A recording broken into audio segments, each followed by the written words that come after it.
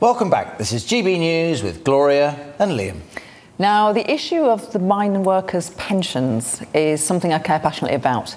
It was a scandal I'd never heard of before I became an MP in a former coalfield constituency. And then when miner after miner and their widows came to explain how unfair the system is, I spent a lot of time in Parliament trying to campaign for change, for a fairer pension deal for ex-miners and their widows. Let's have a look at some of the facts. In 1994, the government promised to guarantee the miners' pensions. It was in return for a 50-50 split of any surplus made by the pension fund.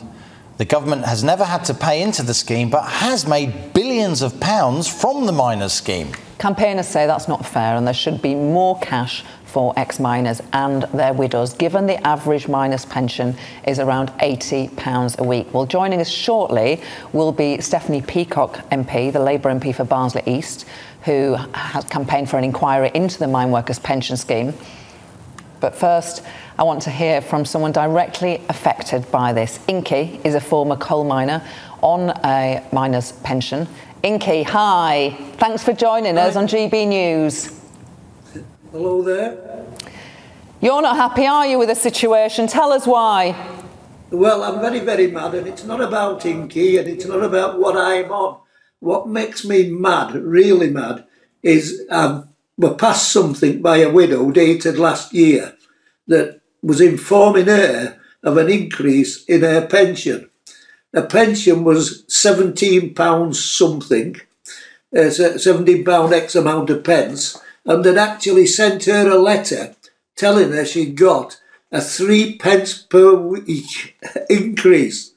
Now, when you put that 3 pence per week, what will it buy per week? It'll buy very, very little.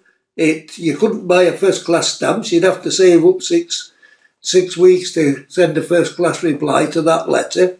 And of course, on the other hand, you've got somebody taking billions of pounds, not pence, not pounds, not hundreds of pounds, not thousands of pounds, but billions of pounds out of the pension scheme that should be there for the people who's contributed to it and their widows. And the reality is, not only did it mar the retirement of them, but she acted both while he were living. She